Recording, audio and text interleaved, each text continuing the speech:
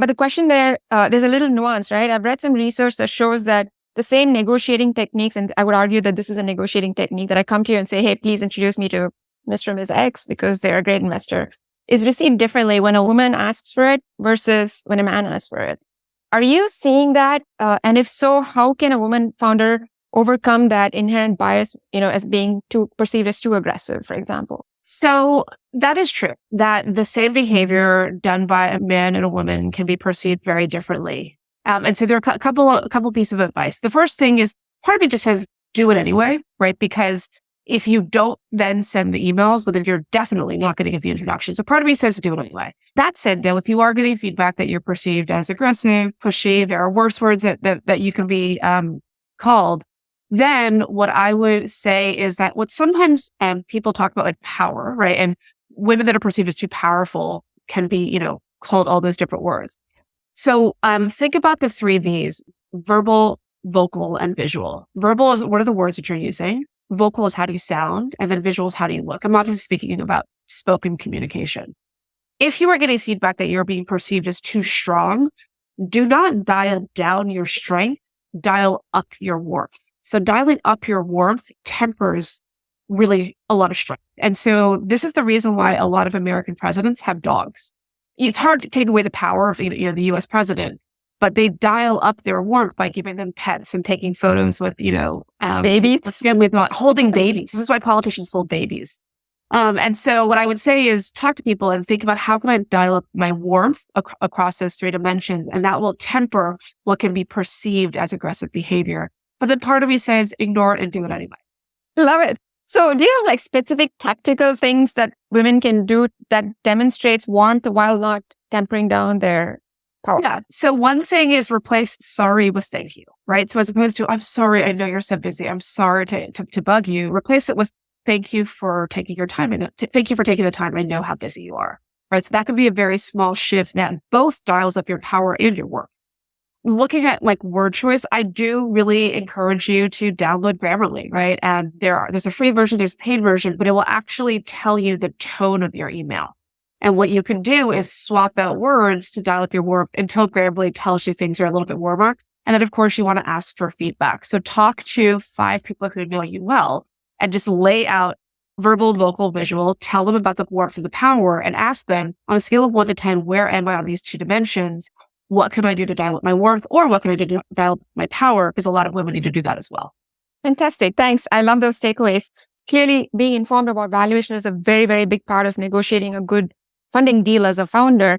But if you think about it, right, where do I get the data? I need to go to PitchBook or I need to go to some other really expensive source that because I don't have access to friends in the industry or whatever, I simply don't have access to that information, right? What actionable advice or suggestions would you have for women to get a better shot at decent or fair valuations? So yes, PitchBook and Crunchbase are very expensive from a paid resource perspective, but both of them put out a tremendous amount of free research. And they both do quarterly reports on the state of the market. So one you can look for is NVCA Venture Monitor. That is a quarterly report. But I would just subscribe to PitchBook and CB Insights daily newsletter, and then you will start getting the quarterly reports, and then you will know exactly what the venture market is looking for. On top of that, I would just make sure that you are going to demo days yourself, that you're going to pitches, you're seeing what's in the market. Have a core group of 3 to 5 investors that you're close to who know the market, where you could ask them, does this feel fair? Does this not feel fair? Talk to other founders as well, male and female, right? And so I think that these days, the data around what valuation looks like is pretty prolific and pretty available to everybody. If you had to pick 3 or 4 actionable steps that you can take, I have an idea, and maybe I made progress on the product. What are the 3 or 4 actionable things I need to do that will have kind of like the 80-20 version of fundraising prep?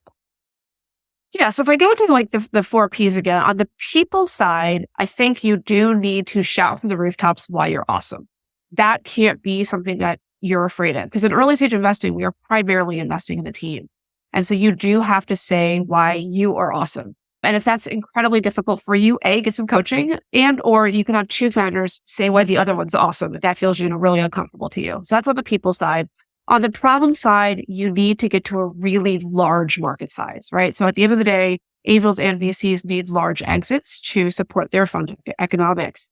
And so you need to make us believe that this could get to, $100 million in revenue or, $500 million in revenue. And honestly, if you can't get to those numbers, it probably isn't a venture backable business and you should seek alternative forms of funding. And then on the progress side, again, we're looking for that like repeatable acquisition model. And we're looking for people who I think are willing to run a lot of experiments. This is not true of necessarily more female founders or male founders, but I often find that people tend to do customer acquisition through the channels that they know. And once one is working, they're like, okay, I'm good. I'm just going to keep doing direct email. Try like 5 different customer acquisition channels. Try influencer marketing. Try search engine optimization. There's a great book called Traction by Gabriel Weinberg, where he walks through the 19 different customer acquisition channels. Go buy that book and just make sure you're trying a few different channels, because right now it is hard to get consumer eyeballs to pay attention to whatever it is that you're looking at. So you often have to try different things. And we are looking for founders who are willing to run a lot of fast failing experiments. Is there something that you can do before you start your fundraising to lift up your profile? I hate to use the word personal branding, but is that effective, and how should they do it if it is effective? As an individual, if you don't have a big personal brand, I personally don't think that's that big of a deal. It's not something that we spend a lot of time diligence, but we are going to do reference checks, right? We are going to want to know, how do you handle, obstacles? Are you gritty? Have you recovered from failure in the past? Are you a good leader? Are you a good seller? All that kind of stuff. I also do really encourage people to get coaching.